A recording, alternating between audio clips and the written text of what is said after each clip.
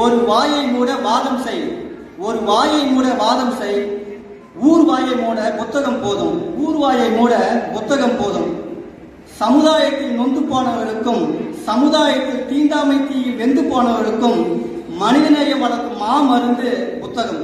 சமுதாயத்தில் வெந்து போனவர்களுக்கும் சமுதாயத்தில் நொந்து போனவர்களுக்கும் மனிதநேயம் வளர்க்கும் மாமருந்து புத்தகம். எங்கே வீழ்ந்தோம் என்பது மட்டுமல்ல, எங்கே வீழ்ந்தோம் என்பது மட்டுமல்ல, எங்கே எழுந்தோம் என்பது தெரிய வைப்பது புத்தகம். யுகங்கள் கடந்தாலும் மக்கள் அகத்தினில் மாற்றம் இல்லை, மனிதர்களிலே காட்டப்படும் ஏற்றத்தாழ்வு. யுகங்கள் கடந்தாலும் மக்கள் அகத்தினில் மாற்றம் இல்லை, மனிதர்களிடையே காட்டப்படும் ஏற்றத்தாழ்வு. புத்தகம் வாசிப்பதே மனிதநேயத்தை வளர்க்கும் பெருவாழ்வு. புத்தகம் வாசிப்பதே மனிதநேயம் வளர்க்கும் பெருவாழ்வு. மனிதனின் மிக சிறந்த கண்டுபிடிப்பு புத்தகம் என்கிறார்கள். ஆம், உண்மைதான். ஆயிரம் ஆண்டுகளாய் எத்தனை மாற்றமும் எந்த மாற்றமும் இல்லாமல் வாழ்கின்றன விலங்குகள். எந்த மாற்றமும் இல்லாமல் 1000 ஆண்டுகளாக வாழ்கின்றன விலங்குகள். ஆனால் மனிதன் அப்படி இல்லை.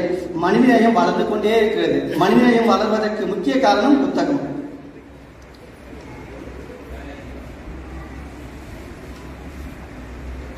இப்படி மனிதர்களோடு வாழ்ந்து கொண்டிருக்கும் புத்தகங்கள் இன்று வீட்டு மூலையிலும் பாசிகளோடும் தூசிகளோடும் போராடி எரியாகி கொண்டிருப்பது வேதனை.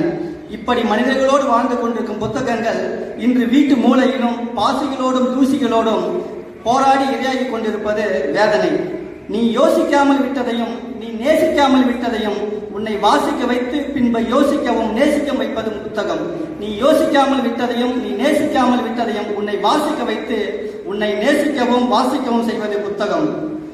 இறுதியாக, ஒரு எழுத்தாளனின் இரத்தத்தையும் சதையையும் உறிஞ்சித்தான் ஒரு புத்தகம் உருவாகிறது. ஒரு எழுத்தாளனின் இரத்தத்தையும் சதையும் உறிஞ்சிதான் ஒரு புத்தகம் உருவாகிறது.